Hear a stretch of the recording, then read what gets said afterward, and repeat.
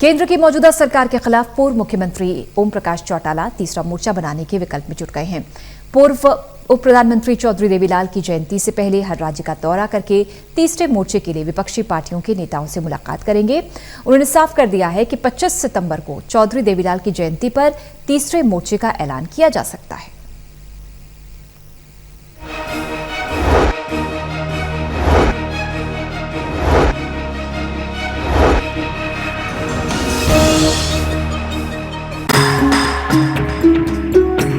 पूर्व मुख्यमंत्री ओम प्रकाश चौटाला ने मौजूदा शासन से छुटकारा पाने के लिए विपक्षी पार्टियों को एक बार फिर तीसरे मोर्चे का फॉर्मूला सुझाया है। पूर्व उप प्रधानमंत्री चौधरी देवीलाल की जयंती से पहले पूर्व सीएम ओम प्रकाश चौटाला हर राज्य का दौरा करके तीसरे मोर्चे के लिए विपक्षी पार्टियों के नेताओं से मुलाकात करेंगे। चौटाला का दावा है कि सरकार में हिस्सेदार पार्टियों के नेता भी सरकार की नीतियों से असहमत हैं। उन्होंने स्पष्ट किया कि 25 सितंबर को चौधरी देवीलाल की जयंती पर तीसरे मोर्चे का ऐलान किया जा सकता है।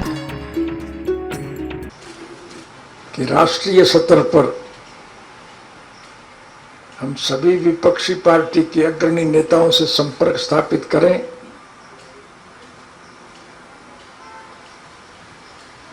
और एक मजबूत तीसरे मोर्चे का गठन करें।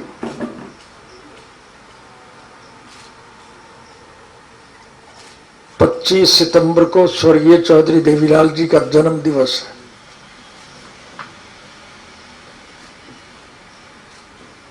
मैं उस जन्म दिवस से पहले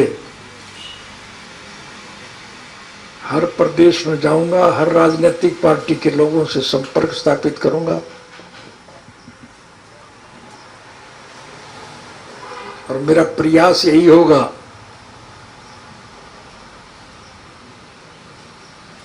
कि इस भ्रष्ट सरकार का विकल्प तैयार किया जाए, मजबूत तीसरा मोर्चा हो और फिर आने वाले चुनाव में उस मोर्चे को सफलता मिले, इस भ्रष्ट सरकार का अंत हो। केंद्र की मौजूदा सरकार के खिलाफ पूर्व सीएम ओम प्रकाश चौटाला तीसरा मोर्चा बनाने के विकल्प में जुट गए हैं। उन्होंने कहा कि बिहार के मुख्यमंत्री नीतीश कुमार उनके साथ भोजन करेंगे और भोजन पर राजनीतिक चर्चा भी होगी। उन्होंने पश्चिम बंगाल के मुख्यमंत्री ममता बनर्जी से भी अपने पारिवारिक संबंध बताए हैं। मैंने अभी बताया है कि इस सत्ता पक्ष के खिलाफ जितने भी विपक्षी पार्टियां, हम उन सब से संपर्क करेंगे। अब कौन सी संभावित हो सकती है ये आज तो मैं नहीं कह सकता, ये तो भविष्य के गर्भ में। लेकिन हमारा प्रयास एक ही होगा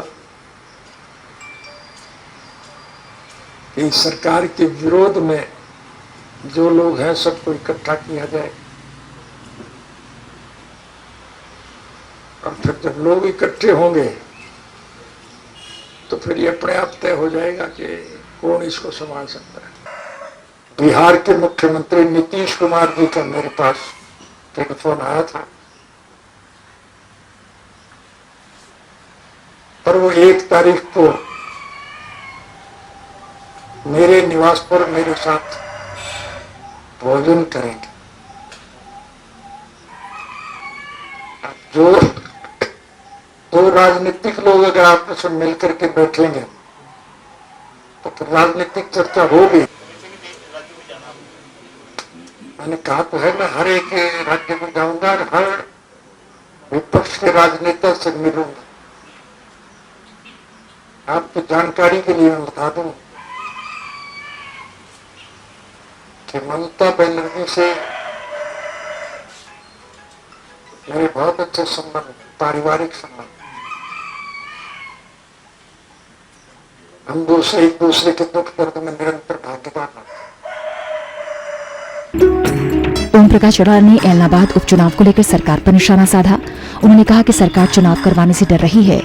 चौटाला ने एलनाबाद को इनेलो की पुश्तैनी सीट बताते हुए इस सीट पर जीत होने का दावा भी किया। असलियत तो ये है कि सरकार इस चुनाव से डरी हुई और जो कानून बना हुआ है चुनाव आयोग के, उस कानून की भी पालना नहीं हो रही है। कि 6 महीने के अंदर अंदर खाली सीट का चुनाव कराया, उसमें कोरोना की आड़ दे करके इसको बढ़ाते जाना, लेकिन देश सवेत चुनाव तो निश्चित रूप से कराना होगा। बहरहाल विपक्ष का भी बीजेपी सरकार के खिलाफ आक्रोश है। बढ़ती महंगाई और पेट्रोल डीजल की बढ़ती कीमतों को लेकर प्रदर्शन कर सरकार को लगातार घेरा जा रहा है। वहीं ओम प्रकाश चौटाला के इस बयान ने कि देश में तीसरे मोर्चे की आवश्यकता है, मौजूदा सियासत में गर्माहट ला दी है। अब देखना होगा कि इसके मद्देनजर विपक्षी नेताओं से बातचीत के बाद विपक्षी पार्टियों का क्या निर्णय होता है। टोटल न्यूज के लिए चंडीगढ़ से अनिल कुमार की रिपोर्ट।